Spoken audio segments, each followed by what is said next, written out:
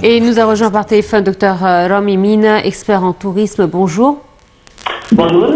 Alors, c'est vrai que nous avons connu des périodes difficiles en tourisme. Là encore, nous faisons face à une nouvelle crise due au conflit russo-ukrainien. Nous savons que ce sont des nationalités d'une grande importance dans notre secteur touristique. C'est vrai que Hurghada, Sharm el-Sheikh sont les principales destinations de ces deux nationalités. Et c'est des touristes de masse qui viennent de ces deux pays. Et du coup, lorsqu'il y a eu un conflit tel que celui-ci, bien évidemment, ça a des répercussions à travers le monde entier, notamment l'Égypte, puisque c'était une de leurs destinations préférées. Est-ce que nous sommes en mesure de pouvoir gérer justement leur absence ? On espère que nous serons capables de faire ça. On espère parce que c'est pas facile, comme vous avez dit.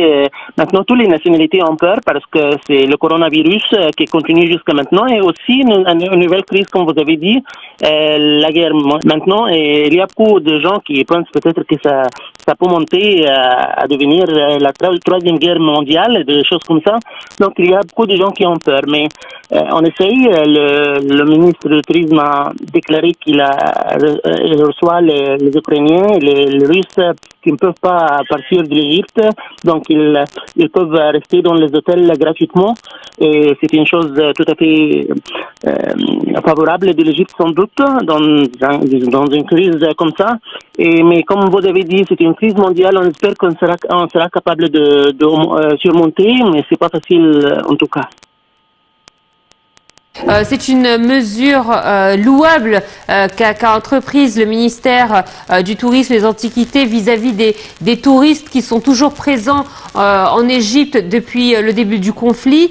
C'est vrai que c'est une mesure très délicate de leur part, mais c'est vrai qu'aussi l'Égypte a surmonté différentes autres crises qui nous permettent aujourd'hui d'être confiants.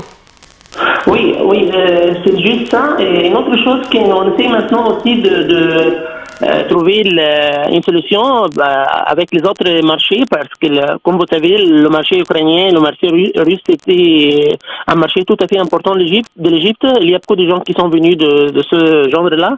Et maintenant, on essaye de trouver des autres sites aussi, des autres sources de tourisme. Et on essaye de tout ce qu'on peut pour faire ça. Et je crois que ce que nous faisons maintenant, c'est tout à fait bien. Mais je suis sûr aussi que la situation n'est pas facile. N'est pas facile parce que c'est une situation mondiale et ça affecte le tourisme partout au monde, pas seulement en Égypte, mais spécialement en Égypte parce que l'Égypte dépend beaucoup sur les Russes et les Ukrainiens. Et maintenant, ils ont peur sans doute de faire n'importe quoi, spécialement le tourisme dans cette situation-là.